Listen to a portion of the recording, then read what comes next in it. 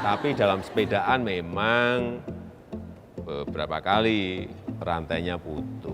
Oh, dinamika bersepeda. Iya, Rantai sempat putus. rantainya putus. Tapi yang jelas rantai cinta saya dengan Bu Jokowi tidak putus.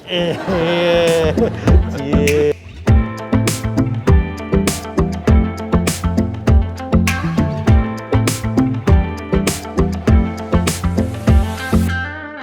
Setia mendampingi suami dalam susah dan bahagia, Iriana sosok yang cepat beradaptasi dengan lingkungan barunya. Mulai dari mendampingi suaminya sebagai pegawai, pengusaha, hingga pejabat publik. Puncaknya anak guru ini menjadi ibu negara. Perempuan kelahiran Surakarta, Jawa Tengah 1 Oktober 1963 ini adalah anak pertama dari 5 bersaudara dari pasangan Noto Miharjo dan Sujiatmi. Orang tua Iriana adalah seorang guru. Nama Iriana memang terdengar berbeda dari nama-nama saudara kandungnya, Anik, Anto, Andi, dan Anjas. Penamaan Iriana ini diberikan kakeknya yang merupakan seorang guru di Irian Jayapura, Papua sebelum tahun 1960-an. Saat itu kakeknya pulang ke Jawa.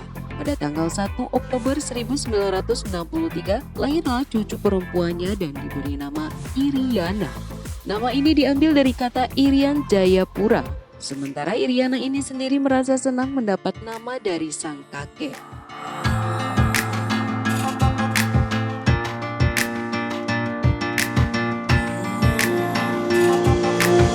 Saat sekolah di SMA 3 di Solo, Iriana tidak pernah memanfaatkan jabatan ayahnya yang juga sebagai salah satu pengajar di sekolah tersebut.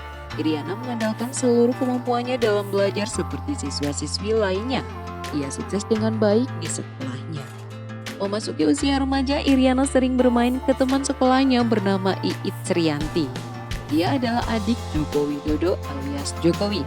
Saat ia bermain ke rumah temannya, secara tak sengaja suka bertemu dengan Joko Widodo yang masih berkuliah di Fakultas Kehutanan Universitas Gadjah Mada, Yogyakarta.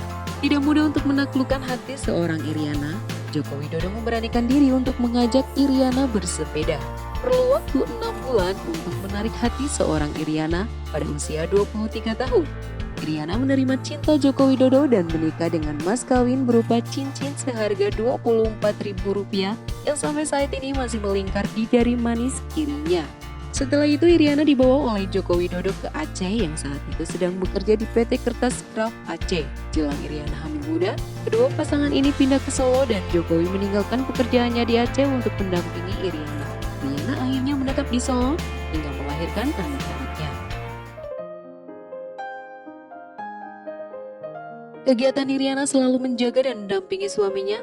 Saat suaminya jatuh bangun dalam bisnis mebel, Iriana selalu memberikan dorongan agar tetap kuat, sabar, dan berusaha lagi.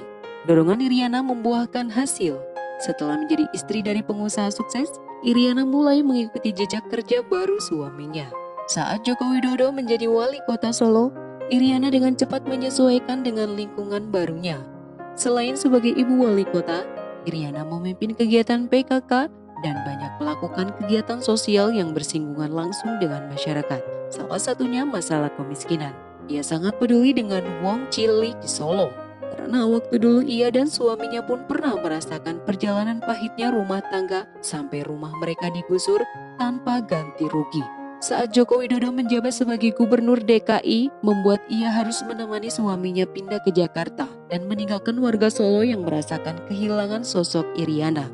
Lagi-lagi Iriana harus menyesuaikan lingkungan barunya. Status Iriana semakin naik saat Joko Widodo menjadi orang nomor 1 di Indonesia.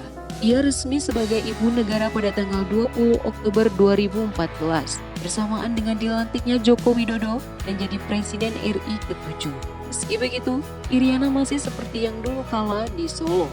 Ia memilih untuk menjadi sosok yang sederhana, make up, dan tata rambut yang ia miliki tidak terlalu menor dan glamor seperti istri pejabat lainnya.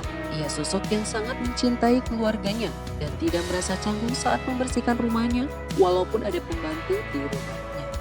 Itulah tadi cerita singkat cinta Iriana Jokowi. Ikuti terus update video dari Beterindo. Terima kasih sudah menonton.